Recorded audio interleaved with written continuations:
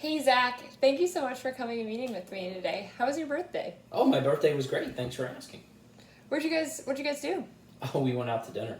Went out to dinner. Where'd Yeah. where'd you guys go? Bones Steakhouse. Oh my gosh, You both. ever been? Yes, it's amazing. I It's love that incredible, isn't place. Yeah, yeah. Yeah, a little pricey, but we were celebrating, Yeah. so Yeah. splurged a bit. As you should, as you should.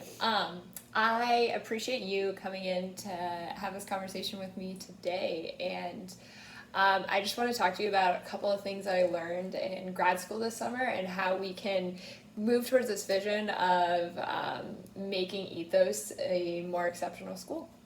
No, I really appreciate you reaching out, and I really personally enjoy these conversations. As you know, you guys are key to the success of our organization, so I want to make sure that I'm invested in the right time, so you are recognized and you can share these thoughts and ideas that ultimately will help our school and our organization be much more successful. Yeah, so I hear you saying that like you're very excited about talking to me, which I genuinely appreciate. And I think to your credit, like we are all very grounded in making this an exceptional school for our kiddos. Couldn't agree more. We've got a very, very strong organization. Yeah, so thank you. Thank you for sharing that. I really appreciate it. So I wanted to talk to you a little bit about some things that I learned this summer and some gaps that I've kind of seen at Ethos that I think we could work on. So we talked a lot about leaders, every like part of our leadership team or our principals being instructional leaders in the classroom. And I kind of saw this as a gap that we have here at Ethos. Is that something, can you speak to that a little bit, or like how you view our instructional leadership across the leadership team? Well, I mean, when you phrase it like that, it's a very broad statement. So, talking in generalities, I would say that there is an immediate recognition that we have opportunities for improvement there. Now, I think once we get into the particulars, whether that be individual performance or whether that be the specific action items that may work to address some of these gaps that many were probably directly aligned on, I think that becomes a bit more nuanced. But overall, I do see that as an action item and a specific thing that we've got to work on and address if we are going to be successful at all these big objectives we've got in front of us. So what I hear you saying is that you acknowledge it as a gap. A little bit asking me to be more specific on specifically what I see that gap is. And I like appreciate it, and this resonates with me of like that constantly getting better attitude, and that's why I've come to this school, and that's why I love it so much. So I can speak to more specifics that I've seen and give some examples. So in terms of, I did our guided reading adjustment and change. And I think the gap that I saw there is it took us around 6 months to realize that that gap was there.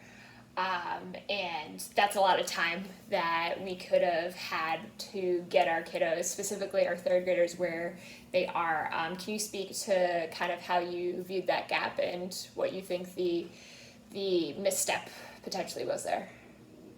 Well, I want to be sure that I'm capturing your statement appropriately. So when you say that it took us 6 months to recognize the gap, the way I initially interpreted that was that it took us longer than we would have liked, 6+ months, to recognize that in terms of our instructional effectiveness, that we were falling behind. Is that the message that you wanted me to hear? Yes, so I think to hear like what you were saying, what you basically said, for me to kind of stamp that is that it took us a longer time to realize that our instructional practices were not where they needed to be. Is that right? Well, I wanted to confirm because Yes. that's what I thought you said, and I can, from my perspective, that actually wasn't the case. Mm-hmm. From my perspective, I think that very readily we recognized that there was an instructional gap. I think where we faltered significantly was in coming up with a way to ultimately identify the root cause of that gap and institute changes in our instructional methodology to work to specifically address those root causes. That's from my perspective where I really see that the ball was dropped. Mm-hmm. And I appreciate your perspective. To kind of reiterate what you just said, I think you said that it wasn't necessarily that we didn't, as a leadership team, realize that there was a gap in instructional. We just didn't understand the root cause. I don't think that we effectively identified what the root cause or root causes were.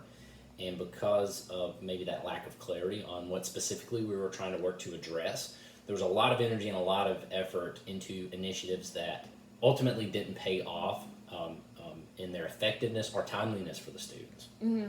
So I think I can get on board with this fact of like we didn't know what the root cause was.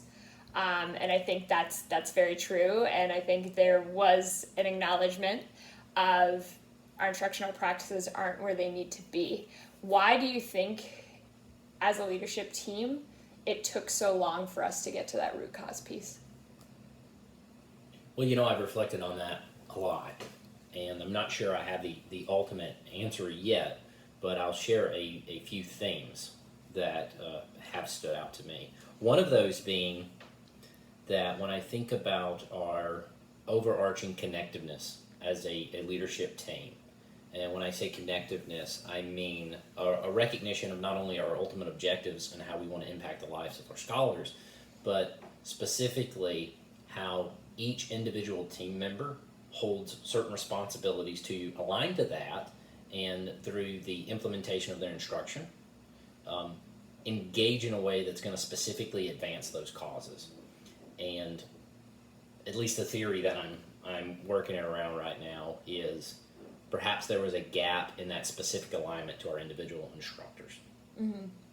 I think that's like, I hear you saying there was a gap to the individual, for individuals instructors from our leadership team to not being aligned. I do. That's a fair assessment, because again, I feel that we have a tremendous staff, we have a tremendous team here, some of the most amazing educators that I've had the privilege to work with. So it's, in my mind, not at all a gap in our talent position as an organization, but I really put the gap and the ownership on us as a leadership team, and specifically myself as the school leader, to identify that root cause and make sure that we have the proper connectedness and alignment so these successful teachers can lead successful class experiences.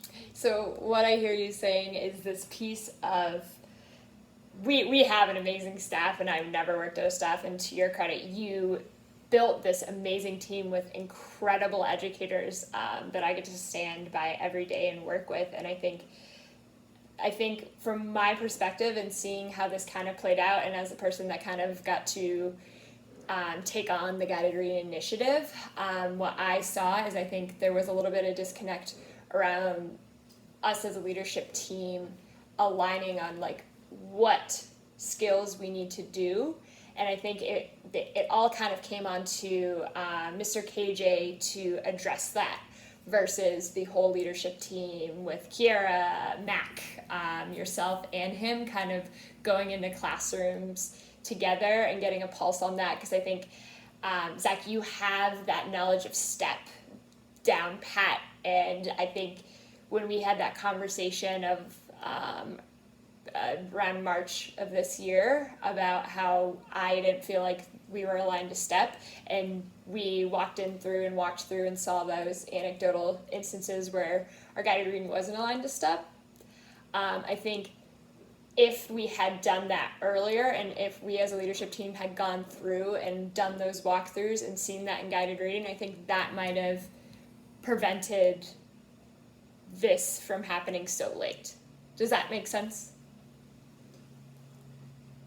So, to state back what I think I heard.